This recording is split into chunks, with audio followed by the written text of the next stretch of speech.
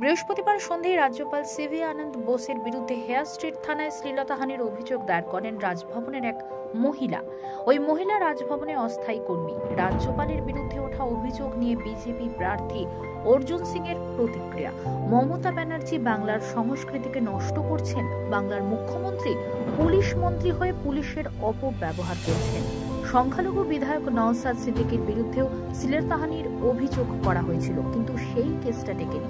এখনো সাংবিধানিক প্রধান রাজ্যপালকে অপমানিত করা হচ্ছে।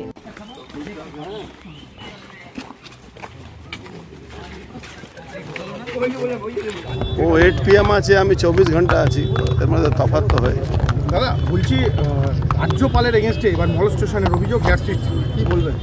দেখুন, মমতা ব্যানার্জি বাংলা সংস্কৃতিটাকে নষ্ট করছেন। সব ব্যাপারে বাংলার মায়েদের, মহিলাদের সম্মানহানি উনি করেন সবসময়।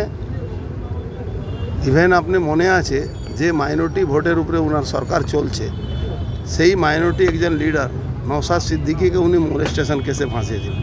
নওশাদ থাকে হুগলিতে, একজন মুর্শিদাবাদের মহিলাকে নিয়ে এসে সল্টলেকে সব্যসাচী দত্তকে দিয়ে কেস করিয়েছিলেন। কেসটা ধোঁয়া হয়ে গেল, কিচ্ছু নেই। আজকে সাংবিধানিক প্রধানকে নিয়ে বিজেপি ম্যাক্সিমাম নেতাদের নামে উনি এইসব কেস দেন। এতে উনি বাংলার সংস্কৃতিকে কলুষিত করছেন। মুখ্যমন্ত্রী পুলিশ মন্ত্রী হয়ে পুলিশকে মিসইউজ করছেন।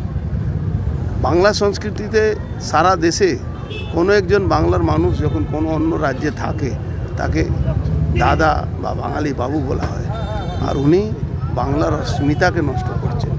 উনি প্রত্যেকটা ব্যাপারে এমন একটা বাংলার চিত্রটা প্রস্তুত করে দিচ্ছেন যাতে বাংলার মায়েদের, দিদিদের সম্মানহানি হচ্ছে। ওনার লোকেরা রাত্রিবেলা 12টার সময় ওই লক্ষ্মী ভাণ্ডারের নাম করে পিঠে বানাবার জন্যে মহিলাদেরকে অপমান করেছে, আর উনি রাজ্যপালকে অপমান করছে। কেন্দ্রীয় নেতৃত্ব আসলে বারবার বলা হয় যে বহিরাগত, কেন বলা হয়? মমতা ব্যানার্জি সব কিছু মিথ্যা কথা বলার উপরে, উনি তো এমনি পিএইচডি করেননি, এই মিথ্যা বলার জন্য পিএইচডি করেছেন। দাদা চন্দ্রিমা ভট্টাচার্য বলেছেন যেখানে রাজ্যপাল পিস রিম করবেন সেখানে নারী সুরক্ষার জন্য পিস হেভেন তৈরি করে ফেলছেন আস্তে আস্তে।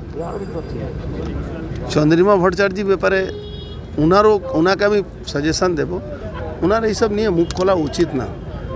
ওনার ব্যাপারে যদি কেউ মুখ খুলতে শুরু করবে তাহলে অসুবিধা হয়ে যাবে।